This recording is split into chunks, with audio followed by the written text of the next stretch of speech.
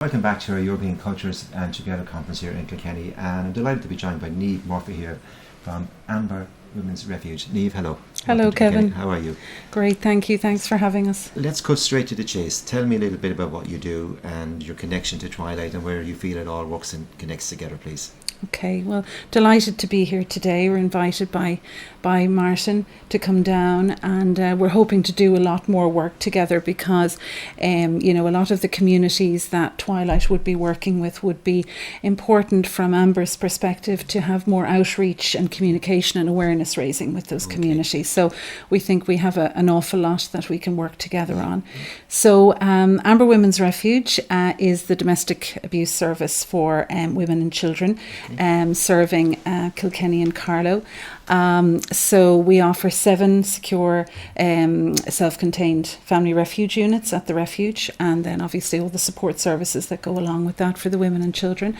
We have a community-based outreach team, so our team works with women in Kilkenny City and County and in rural County Carlow, bases in Bagnallstown and Tullow, and that's offering support and information and advocacy for women. We have a 24/7 confidential helpline, 0818 424244. We offer a counselling service for women. We offer group and one-to-one support for children who are victims, survivors of domestic abuse. We offer court support and accompaniment service.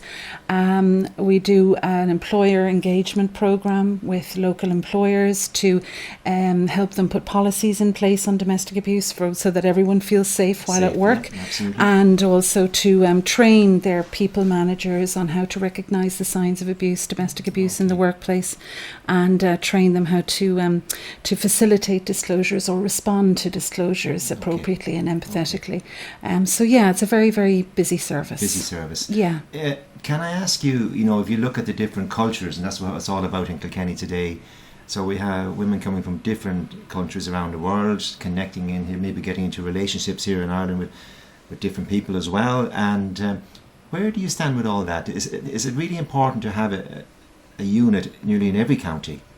Is it important that we can connect and look after all the females in our world and make sure everyone is safe? Completely, Kevin. Yeah. When you look at the statistics in Ireland, 1 in 4 Irish women, it's 1 in 7 Irish men, but our service is exclusively for women and children, so it's 1 in 4 Irish women will experience abuse from their intimate partner in their lifetime. So we all know someone who has or is experiencing abuse, or we may be one of those people. So, for every county to have a refuge, there are 9 counties in Ireland that don't have refuge, our neighbouring county Carlow being one. And if you can look at, there's been a massive increase in demand since 2020. Our own service is up over 40% across the board. And if you look at, we're very fortunate in Kilkenny that we do have the refuge, but it's still only 7 units, and that serves a population of Kilkenny and Carlow combined. So there's massive lack of provision still, but we're hopefully moving slowly now with the 3rd National Strategy against domestic, sexual and gender-based violence toward that. So yes, it's extremely important for us. Sometimes we feel because, it's in our name and refuge is at the heart of what we do, Amber Women's Refuge, that there are women, Irish women and also women from other cultures who've moved here, integrating here, as you say, maybe developing relationships here, building families here. They may hear the word refuge and they may think, well, look, I don't want to leave my home, I don't have to leave my home, and they may not reach out to a service like ours. So always think it's really important, Kevin, to get the message out that we work in the community hugely as well. So, our outreach workers meet with women, or it may just be wholly over the phone, completely safe and confidential, or meet with women in a safe and neutral space. It could be a coffee shop, a hotel lobby, it could be a public car park, wherever that woman feels safe to meet, and she'll be listened to, she'll be believed, she'll be supported, and we'll work with that woman wherever she's at. Yes. Is it the old saying, Niamh, is it very important, it's good to talk? Not to be suffering in silence about everything in life, really. About everything, Kevin. And I know mental health in different cultures, and we spoke to Mambo earlier on from the Indian community.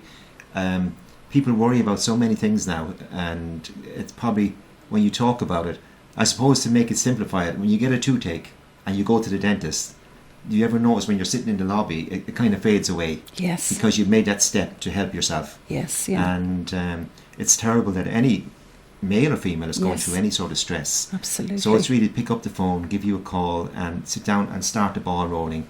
Yeah. And you've listed out all the various supports. Yeah. Can you just repeat the number for us there one more time, just if anyone... Certainly. Yeah. So our helpline 24/7, completely confidential obviously, is 0818 424244, and the service number for the Men's Aid helpline, I'm afraid I don't know it off the top of my head, but you might put it in the caption or for your channel.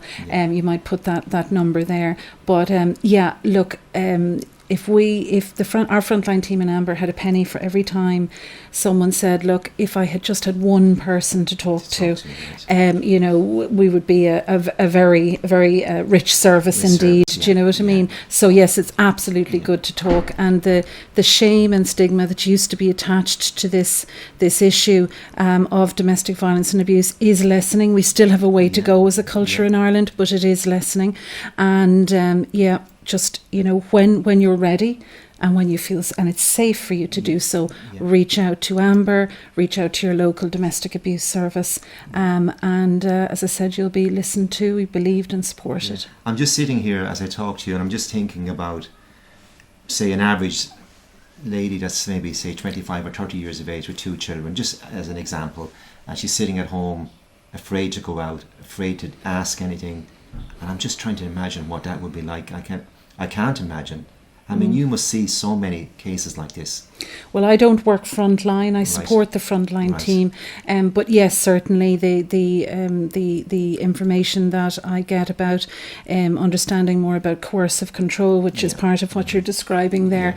Domestic abuse is not just physical abuse. That's really important for us all to understand that.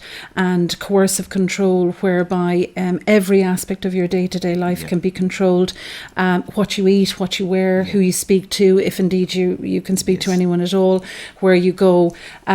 So it's terrifying. You mentioned that woman sitting at home with children, and as a society there are some still people who will judge that woman and put the focus on that woman rather than putting it on the perpetrator, and say, well, look, if that were me, I'd have packed my bags and left. Or why didn't you leave? And Kevin, that's like saying to someone sitting in Mountjoy prison, why didn't you just leave? Do you know what I mean? Because these people are imprisoned over time. This is not something that happens in day one of an abusive relationship. This happens bit by bit. Your self-esteem, your self-confidence, your autonomy is chipped away at, and you're being probably gaslighted and told that you're the cause of it, that it's your fault, and then you start to question, oh my gosh, am I complicit in my own abuse? It's an extremely complex psychological assault on someone's human rights and their sense of self as a person. So it is absolutely terrifying, and that's why I always say, when someone is ready to seek help, when someone is, and it's safe for someone to seek help, that the help is there, that they're not alone, and it's not their fault. And if they really don't feel able to reach out to a service like ours, talk to someone you trust, because as you said about going to the dentist, that first step, which can be extremely scary for someone, I appreciate that, but just to say to someone, because even just to say the words, I think I'm being abused, or I'm in an abusive relationship, or this is happening to me, that can be huge for a person who hasn't been able to get those words out, And I'm just sensing from you your worry. You have a genuine worry for people, and it's a strong emotion to be carrying with you. Do you think we're on a good road now with it? Are we getting a little bit better, or do certain people in certain positions need to start helping a bit more? I know we didn't really want to go into too much of that, but I think it's important we mention it. It's moving at a glacial pace, as all cultural change does. It's not a very long ago when this issue was seen as, that's between them. That's not my business. It's only in the last few years that we're recognising this is endemic, unfortunately, in Irish society, and this is everybody's business. You know, we all know someone, we know a woman, we know a man who are experiencing domestic violence and abuse. We may not be conscious of it, but the stats tell us that, you know, there are that level of people who are experiencing this or have experienced this. We are getting better. We have a long way to go. You know, we're being told that this is a top priority at cabinet level. The national strategy, the third national strategy to tackle domestic, sexual and gender-based violence was published at the beginning of last year. It is a very ambitious strategy. Yes. And we would be cautiously hopeful if the milestones of everything that has been put down on paper for it to be achieved, in terms of education, prevention, prosecution. Like, you know, on the prosecution side, there have been inroads in terms of, you know, the sentencing for crimes of domestic violence. You know, the sentencing has doubled. Coercive control is now a crime in Ireland. Stalking is going to become a standalone offence. Non-fatal strangulation will become a standalone offence. You know, so all of these things are in the pipeline. But as we were saying, you know, it's it can be a long time for a victim survivor to actually feel the benefit of that. You know, and we spoke to Angelo from Italy, and we were just saying, would it be lovely someday to get up, and everybody in the world said, we're not going to fight, we're not going to argue, we're not going to do anything wrong for a year, and see where we are in a year's time. And I think it would be an amazing place. Niamh, I wish you well, and I encourage everyone to communicate with you and talk to you, and even within the Twilight group, if there's anybody in any trouble whatsoever, to get in touch with Amber. Please, if they're living in Kilkenny, and as I say, we work in rural County Carlow as well, our service is there and available to them in the community or at the refuge. Absolutely, Niamh, thank you very much indeed. Thank you, Kevin. Thank you. Thank you. Thank you very much, folks.